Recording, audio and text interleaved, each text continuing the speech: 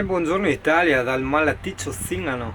Ascolta, ti ricordi tutte quelle volte, no, che ti parlavo dei giramenti di testa, la fame d'aria, vertigini, gli attacchi di panico, eccetera, no? Allora, durante l'ultimo, diciamo, che stava accadendo, ero a Scorzà, dovevo fare un lavoro, un video, no? Per un'associazione e sono stato a casa di Michele, ho detto, cosa facciamo? Chiamiamo la guardia medica? Non chiamiamola perché era anche quasi ora di andare, no, a fare il lavoro. Ho detto cazzo, non so cosa fare, cosa non fare. Per telefono, diciamo, intanto questo medico mi ha un po' spiegato come funzionano queste robe, tranquillizzato. Sto parlando degli attacchi di panico, no? Perché il mio dubbio era, no? Ma alla fine con l'attacco di panico, cioè svieni, visto che hai questo senso di svenimento, cosa succede? Svieni? E lui mi ha detto no, cioè è molto raro, diciamo, un caso in cui uno sviene veramente. Il senso è quello, sì, quello di morire, di svenire, è una cosa un po' brutta, un po' strana, però non svieni realmente, è proprio solo un senso, un'impressione. A un certo punto, beh, ce l'ho un po' anche adesso, poi ti spiego. A un certo punto questo medico mi fa, ma soffri di cervicali? Ho detto, cazzo, diciamo sì, è fatta caso, ce le ho avute proprio ieri e anche in questo momento. Mi fa, perché è collegato, eccetera, eccetera. Poi sono andato anche a informarmi su internet, intanto da vari siti ovviamente, perché sai, su internet leggi il bianco, leggi il nero, il grigio è difficile da focalizzare subito, no? E già attacchi di panico e cervicali era proprio tra i primi risultati, vabbè. Vado a approfondire, oh, di tutti i sintomi, tutti ce li avevo io e parlavano proprio dei problemi cervicali. In casi un po' più rari, diciamo, problemi all'interno dell'orecchio, però non credo sia questo il mio problema è proprio i cervicali. E la causa è la mancata attività fisica. Io sono sempre stato in passato un grandissimo sportivo, ho fatto palestra, box, basket, ho fatto di tutto e di più. Poi diciamo ci ho smesso, ho perso 13,5 kg di muscoli quindi per quello mi vedi anche magrolino, una volta ero un bel torello e, e ciò comporta anche qualche problemino che inizia a nascere, soprattutto sulla parte cervicale, perché la testa comunque ha un peso, nonostante quella di Singano sia abbastanza vuota, però in ogni caso ha un peso perché tieni la barba, gli occhiali, i capelli, tutte quelle cose là, hai capito? E quindi schiaccia sui cervicali che sono un muscolo. E allora, tra le... ho detto intanto, no, siccome era sabato, oggi è domenica, la fisioterapista la sento domani, ho detto intanto vediamo se si può fare qualcosa, no? Cerchiamo rimedi, no, per rafforzare i cervicali. E ho letto degli esercizi da fare, allora ho provato a farli con calma.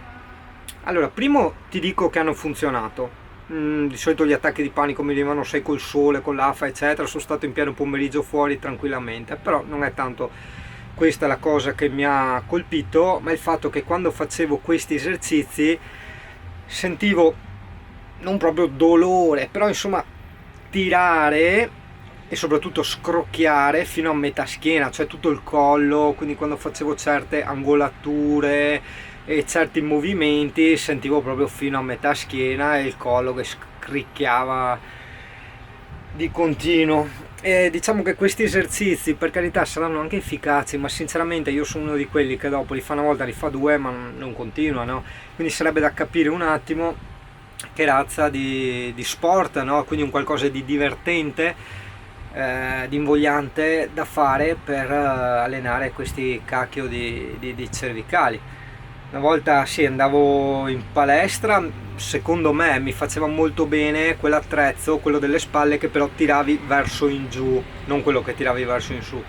Lì probabilmente mi sono anche incriccato un po' perché tiravo 70 kg di spalle, io pesavo 64,5 all'epoca, adesso sono sui 50.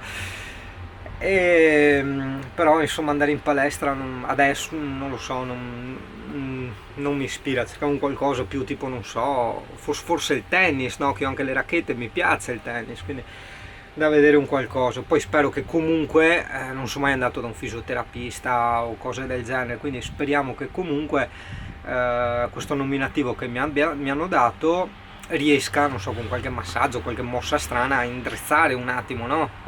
Di tutto l'incricchiolamento che Singano con la S. Sì, puntata medica oggi, puntata medica. perché mi piace parlare un po' di tutto, no? Perché alla fine, vedi, tieni conto, no? Perché mi contattano per varie cose, vari consigli, no? Molti che vogliono fare il full time, ma magari sono anche informatici, no? E vorrebbero fare la strada che sto facendo io, ossia il mantenermi facendo siti, lavoretti ai computer, video adesso, no? E quello è il mio sogno, adesso sto iniziando con i video, che l'ho sempre sognato, e però queste cose ti comportano non pochi problemini fisici, perché per carità chi lavora in ufficio lo sa benissimo che sta tante ore davanti al computer con una postura scorretta, è chiaro che lì hai problemi alle articolazioni, hai problemi alla schiena, ai cervicali eccetera. Però in testi casso de camper io notavo che le dinette, almeno quelli vecchi o il mio, hanno la seduta molto profonda, e avendo la seduta molto profonda te non è che appoggi la schiena, no? Allora ogni tanto mi metto il cuscinetto, no? Quello del poggiagomito, me lo metto dietro, però insomma anche lì non è che proprio sia al massimo, quindi sai, situazione magari un po' scomoda, e tante ore al computer, sai che devi trovarti anche l'alternativa dell'attività fisica, insomma, ecco che non è cosa da poco se si vuole fare questo tipo di lavoro. Sempre parlando di ste magagnette, ti toglie anche la fame, insomma, non è che hai tanta voglia di mangiare, in verità sarà anche il caldo, l'afa che è arrivato, tutto quanto. Sto mangiando praticamente solo frutta e integratori di magnesio e potassio, perché se all'inizio pensavo che questi giramenti fossero dovuti a una carenza di magnesio e potassio, perché tutte le varie volte, no, che mi hanno fatto le analisi del sangue i valori erano ultra perfetti, tutti tranne magnesio e potassio. Mi dicevano sempre mangiati qualche banana, dicevo cazzo ne mangio una al giorno, mangiane di più, e ho detto cazzo io non sono una scimmia e mi prendo gli integratori, cioè nel senso ti stomaca la banana, no? Cioè ne mangi una dopo basta, insomma, ecco, non è che è un frutto che ti invoglia a mangiarne in quantità, no? Comunque dalla rubrica medica passiamo alla rubrica informatica, no? La rubrica del videomaker, così fa sempre alla buona, come capita. Adesso ti sto registrando in 4K, no? Perché ho scoperto una bella cosa, il Filmora 9, no? Le ultime versioni del Filmora, che è il programma che uso per editare i video, ti consente di creare dei file proxy nei video a grande risoluzione. Dopo ti spiego cosa vuol dire il file proxy. Video ad alta risoluzione, anche se è un computer molto prestante, lavorarli in 4K ti va tutto a scattoni. Cosa succede? Anche l'audio va a scattoni, arriva in ritardo e non riesci a capire dove tagliare, no? Anche le scene di musica non riesci a metterle a tempo, eccetera eccetera.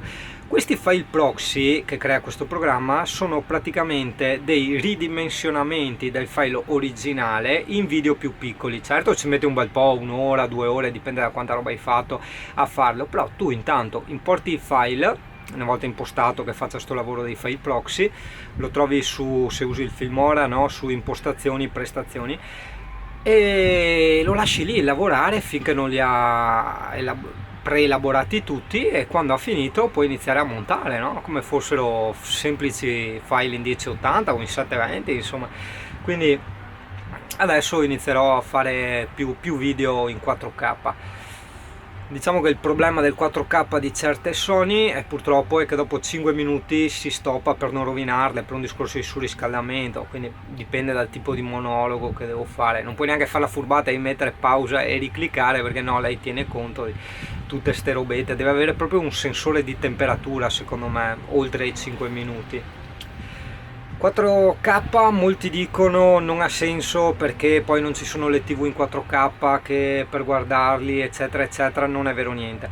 Allora il 4K, te l'ho già detto in una vecchia puntata, ti immagazzina molti più dati, ok? Molti più dettagli. Poi anche se tu esporti una risoluzione inferiore a 1080, lui comunque se li ha tirati dietro questi dati. Puoi fare un esperimento. Se hai una macchinetta che ti registra in 4K, fai lo stesso video, magari dal cavalletto, dalla stessa posizione, no? Magari a degli alberi con tante foglie, questo è il mio consiglio per capire proprio la differenza. Ne fai uno in 1080, uno in 4K, li esporti tutti e due in 1080 e vedi che ci sarà una grande differenza tra i due.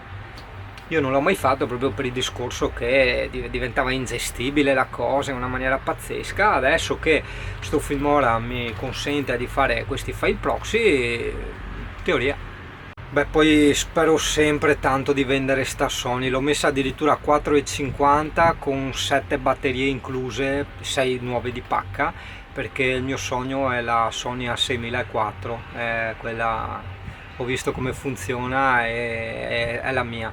E tieni anche conto una cosa, adesso che inizio a lavorare come videomaker, è vero sì che recupero sempre, no, presentandomi col gimbal, col drone professionale, eccetera, però della gente che ti commissiona un lavoro e ti vede arrivare con questa macchinettina compatta inizia anche a preoccuparsi, dice cazzo abbiamo fatto.